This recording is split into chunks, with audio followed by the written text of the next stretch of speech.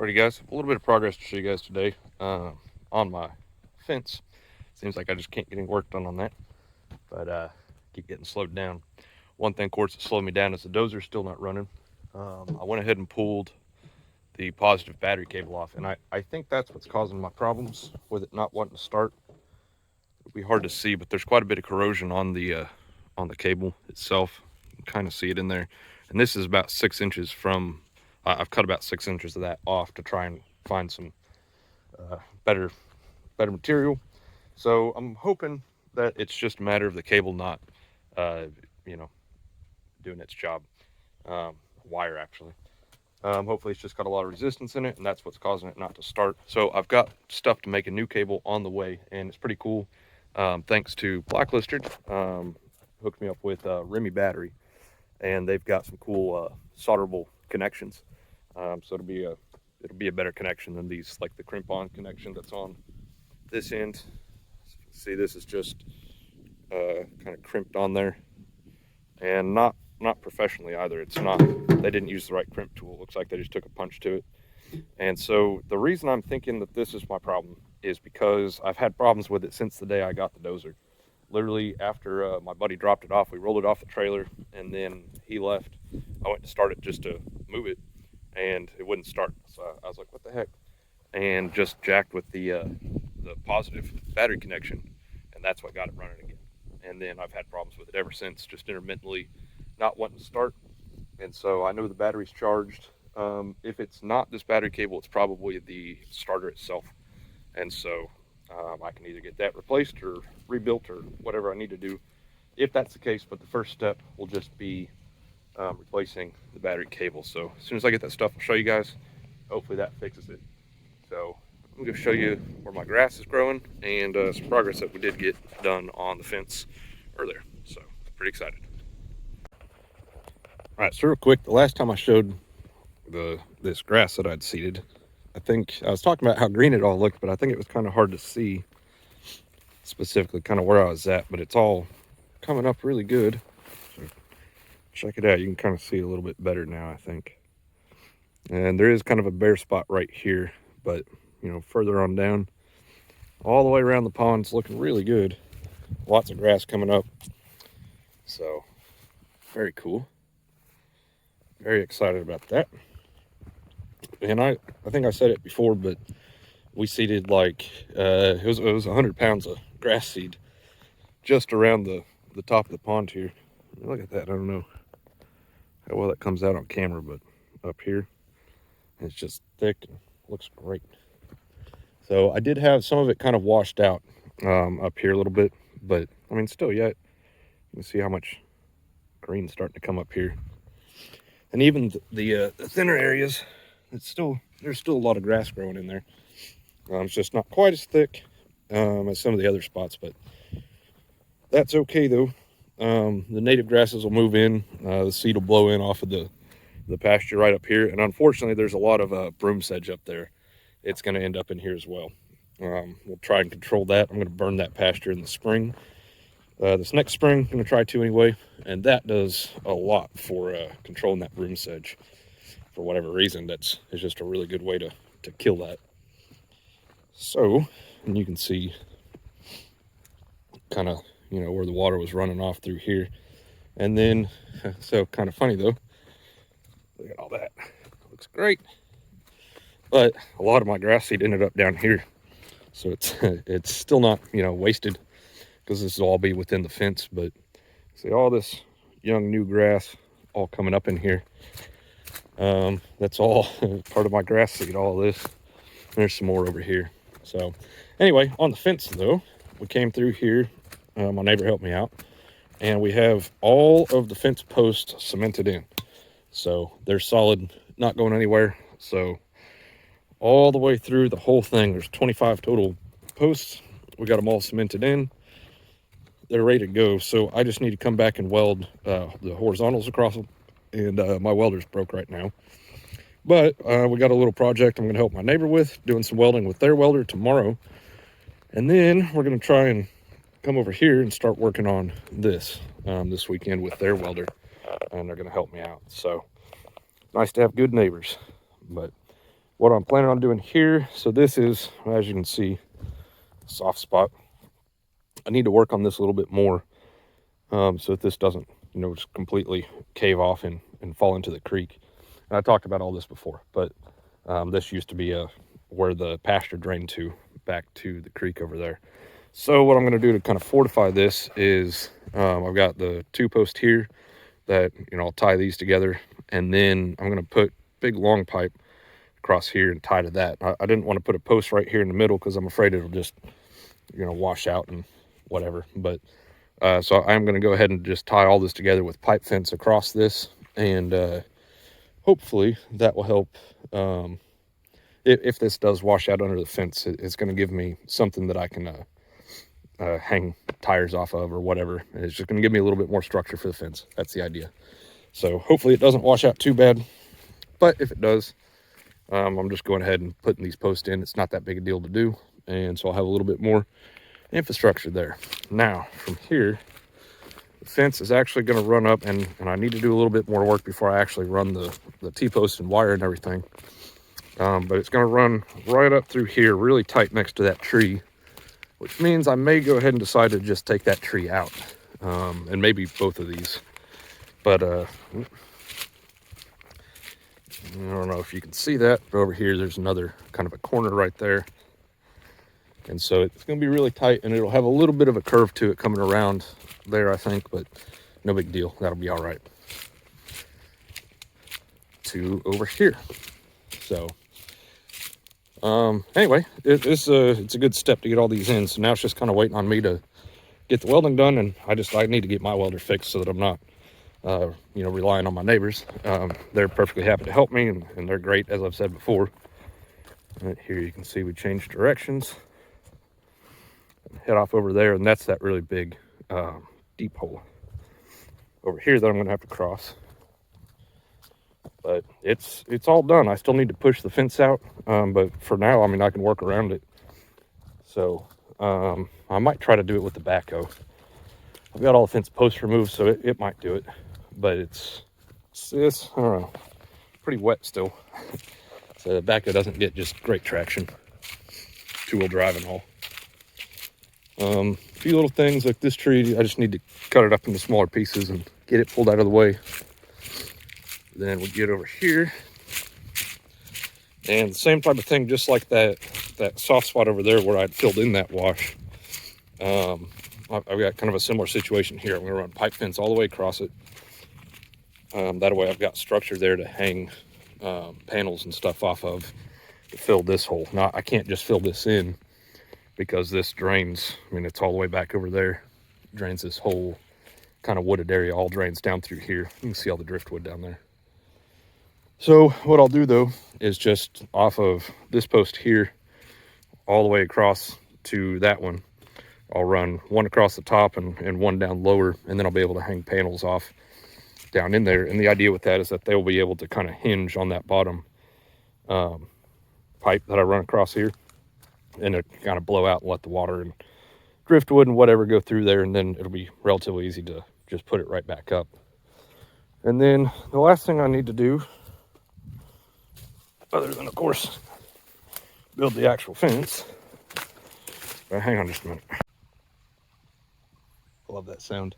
The creek flowing. I had just enough rain that it's flowing pretty good. Anyway, last thing I need to do, I got like some trees and stuff here there in my way. And all this little stuff, like these type of little sticks, they're all up in here. So it's hard to push out some of these smaller trees because they just bend, you know, with the dozer. And you can see I cut a pretty big tree up here. But like all of this crap, I just need to come in here and mow all this down. And I've cleared myself enough room that I'll be able to get in here with a tractor and keep them mowed down or spray them and get rid of them in the future. And then right here, I need to cut this fence, need to cut the wire right there. And then you can see my corner that I'm going to tie back into. So I just need to come in here and mow all this, but I want to wait until I get the fence pushed out first. So I'm debating on bringing the backhoe in here and trying to push that out, but you know, there's enough trees growing up in it, obviously. I'm not sure that it will do it. And it's certainly not as good a tool for that as the dozer. It's just not running. Waiting on that battery cable, and hopefully that's it. So, but anyway, my other corner right here. From here, it'll go straight back that way. Some more mowing and stuff that needs to be done, and just a little bit of dirt work before I actually run all the T-post and the wire and everything. But pretty good. So I don't know, I'm pretty happy with where I'm at right now. And like I said, we'll start welding on it tomorrow, hopefully. So, or the next day, if not then. Very cool.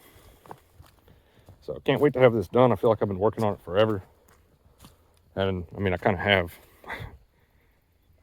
So I started this, a long time ago, and I just had the backhoe. And so I was planning on not having this done this year, actually. And then because I didn't have the pond built anyway, and then the pond got built for me, and that all kind of changed, and it allowed me to kind of up the timeline up. So I've been working on this for a long time, but when I started it, I knew this was going to be or I had planned it to be like a 3 or 4 year project to get all this done, because I thought I was going to have to dig that pond. Well, I didn't have to do that, and so now I've got a pond there. Well, now I need a fence around it so I can use it. So like I said, kind of just up my timeline, which I'm glad for.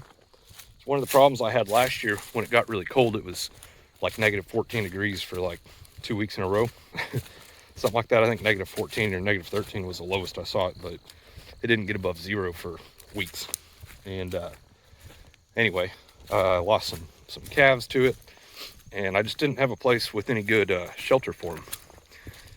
So the woods is actually excellent shelter.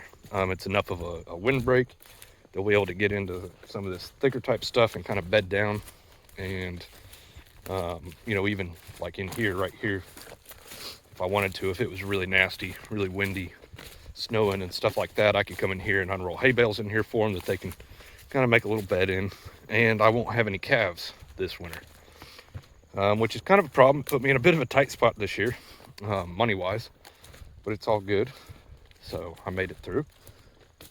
So yeah, having them in here, it's just going to make it where they have a nice spot to weather the elements in the winter. So just trees like this, they'll be able to get up in there no problem, and they'll have some shelter from the wind. So that'll be nice. So hopefully I won't have any problems this year like I did in the spring with the colds killing my animals and stuff. So yeah, and then with all this grass coming up here around the pond, the plan is hopefully I got it in soon enough that it gets kind of developed and a good stand of grass in there. And then I'm going to feed hay bales in, especially in the bare spots, but I'll unroll them all across all this bare dirt up here.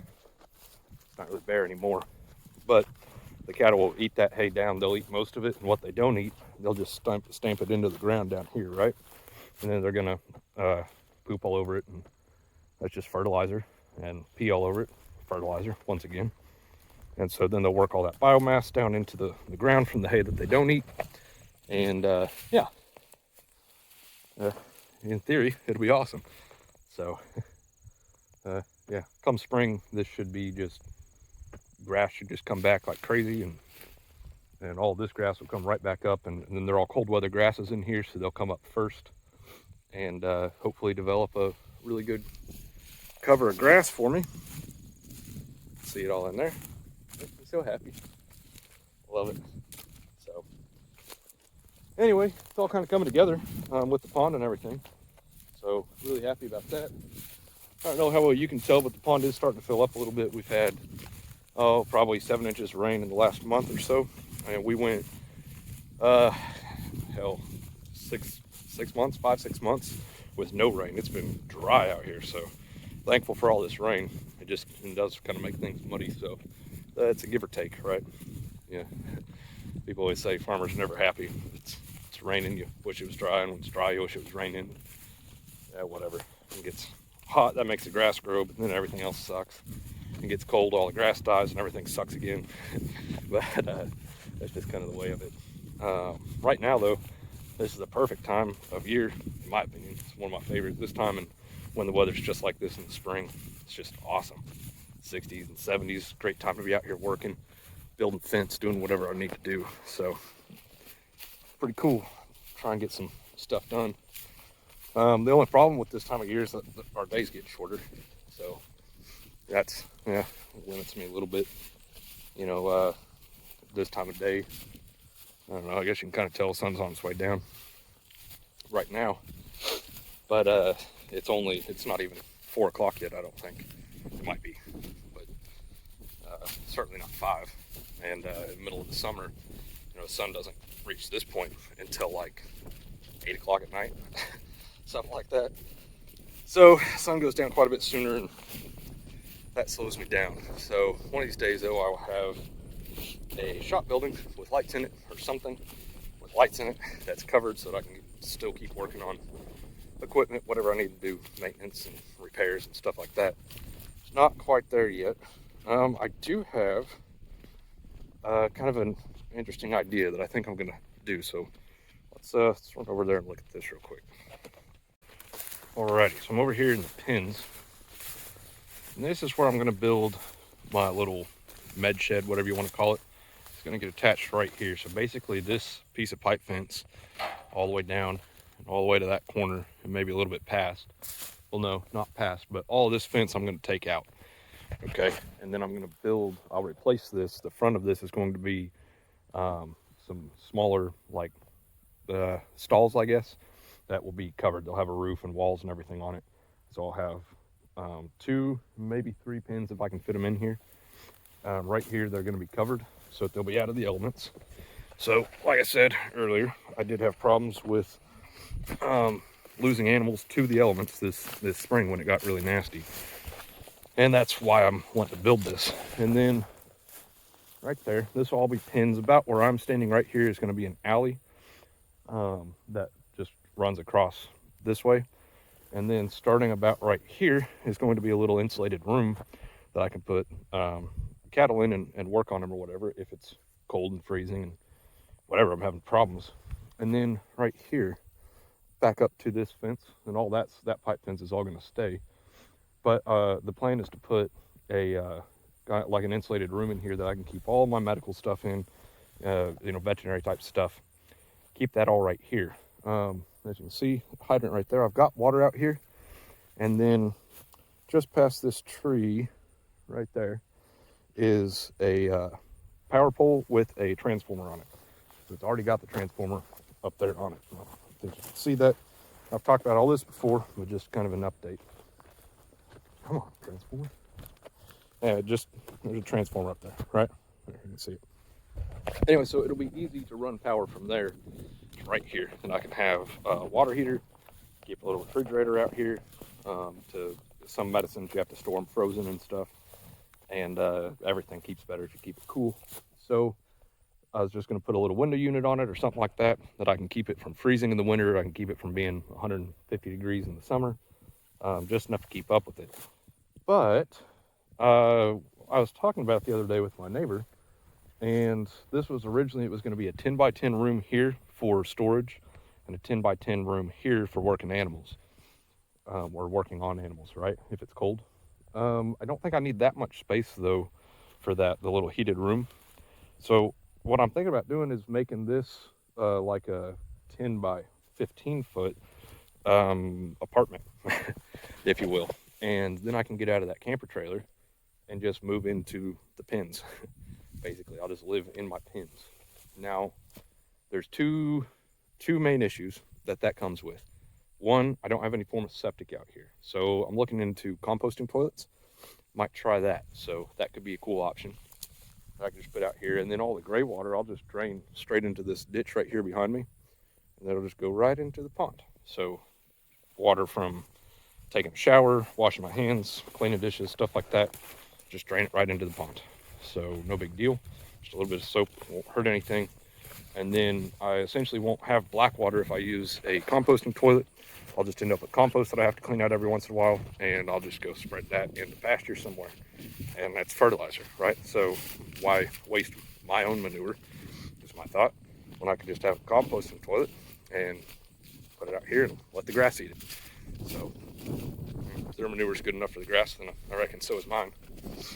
I don't know. So that's a thought. The other problem is just the infrastructure of trying to have to drive through here every day. As you can see, if I come out here just to show you guys the pens, cattle just pile up because they think I'm going to feed them or something. Sometimes they want to try and follow you through a gate, which can be annoying. So at least twice a day, every single day, I'll have to drive through the pasture to get back to the road so I can go to work, getting home from work and stuff like that. Now, that's a bit annoying sometimes. That's not really the problem though. Now, let me show you what is. What's up, 41? What are you doing, eating grass? Good. Okay, so this line right here would be my new driveway. Now, like I said, it's kind of a nuisance just having to drive through the cattle every time I want to go to town or go to work or whatever. That's not a huge problem though. I can deal with that. This is the problem. It's been super dry this summer, so it hasn't gotten any worse. But as it starts to rain more, I've got all these huge ruts. And this is just from driving through here with a tractor and feeding hay. And so you can see this whole area just holds water all the way over there. There's another one there. There's several little low spots like that all the way up to the road that just constantly hold water, and I dig huge ruts and it's a pain. The truck gets stuck in them. It's really, that's more than a nuisance, it's a problem. And so I would have to fix that. So that being said, that is infrastructure that I've been wanting to build anyway. I just haven't had the money for it. And so if I have to drive through here 2 or 3 times every single day just to get to where I'm living, then it would up that significantly on my priority list, of course, of things to spend money on. And it's not that much gravel, but I mean, it's probably, $2,000 or so worth of gravel, which I don't have right now, but I don't need it right now because I don't have the pad built up. Oh, I meant to talk about that while I was over there. I need to get the bulldozer fixed, and then I can level that out where it's at, push all the topsoil off, and then I'll have to hire somebody in to bring in some base fill, build that pad up, and then pour a small little concrete slab in there and all of that. So I got to get the bulldozer fixed first. That's my top priority right now. I need the bulldozer for more than one project. Ladies, I love them. Anyway, let's look at them here. So in addition to that though, I would need to fix this driveway. I need a lot of gravel out here. I'm guessing probably around 60 ton worth of gravel, and I'll need to of course prep all this with the dozer as well, and ideally put down some underlayment underneath of it, which will help keep the gravel and keep grass from just growing up through it. So I don't really care terribly if a little bit of grass grows through it. Cows will eat it anyway. But I'd have to fix this because I get my truck stuck in here all the time when it's really nasty in the winter. And in fact, currently, if I have to take cows to town in the winter or even in the fall or the spring, when this is all real sloppy and nasty, what I actually have to do is, that's a cow mounting a bull. He's like, whatever. That's funny. Anyway, what was I saying? Tractor. I have to hook a tractor up to the stock trailer. I'll load the cattle in the stock trailer, and then I'll have to drive it to the road with the tractor and then unhook it and then hook it back up to my truck so I can go to town. And that's really less than ideal for more than just being an inconvenience, particularly in the case of my stock trailer. It's only got one jack right in the middle. And if, especially if it's cows, right? Not just calves or something, but even if it's calves, by the time I take them to town, they're big enough. If they start jostling around in the trailer, it can actually break the jack off the front of the trailer, and then I'm hosed if that were to ever happen. So I'd really like to be able to just use the truck all the way from the loadout to town, wherever it is I'm taking them. In order to do that though, I've got to get some infrastructure in here. I need a road, right? At least a gravel, I need a gravel driveway from there all the way to the loadout, which happens to be right there where I'm going to be building that building. So infrastructure, I got to get that done, got to get that built. But I think that's what I'm going to try and do. So that'll knock out kind of 2 things at once for me. Well, 3 things really. I'll get this driveway built, I'll have a better place to live that's not that stupid camper trailer, and I'll get my little med shed built. So yeah, that's current plan. The biggest limiting factor is money. As I said, kind of tight this year because I didn't have a calf crop to sell, and so just going to be I don't know, tight. But I got to get the bulldozer fixed, and then I can at least do my part. I can do all the dirt work and have all that done, and then get concrete placed and stand the building up. So it's a small enough building; it shouldn't take too long. I think I am going to do like a post frame construction on the part that I'll be living in. And then all the rest of it is just going to get extended off the building with pipe. I'm just going to weld it all together with pipe because it's going to be a working space for the cattle anyway, right? Primarily. So if I build just a post frame building, oh, I'm doing it again, different cow this time. Mounting that bull. If I build like a wooden post frame type construction for the pens that the cattle are going to be in, they will just destroy it. So they're hard on stuff, and anything made out of wood, they'll just kind of tear it up. So that needs to be all made out of pipe, which is essentially, it's not free, but I've already paid for it, right? So, and I've got plenty of it. So I'll have to buy a little bit of lumber and materials to build up my actual living space that I'm going to build in it, but all the rest of it is going to be pipe construction, and then I'll hang siding, of course, off of that as well. So I will have to buy the sheet metal. So it's not going to be cheap, but it's going to be a lot cheaper than ultimately the house that I want to build up on that big pad. So that's just, it's going to take me a little while to be able to afford to do that. And so I think this will be a good interim option. So yeah. And worst case scenario, if I decide I don't want to do a composting toilet, I could probably just dig up the septic tank that I'm currently using and move it. I'd have to dig all new lateral lines and stuff, but I could just, I mean, I've got it. It's in the ground. I'd have to get it out, but and drain it and stuff. It'd be nasty. Probably get it sucked out first. But if I could get it, I suppose, and just move it. So normally the problem is you got to have like DEQ test and approvals and stuff before you can even buy the tank. But if I just dig that one up, assuming I can get it out in one piece, that might be an option as well, because I will not need it up there once I get moved. So, alrighty. Anyway, tomorrow we're going to help my neighbor get started building a woodshed. And it's kind of cool. The idea is if you build a permanent structure like the one that I'm going to build, your property taxes go up. They don't want to have to pay property taxes on a woodshed, because why would you? That sucks. And so we're going to actually build it on skids. That way it's movable, right? It's not a permanent structure if it's on wheels or skids.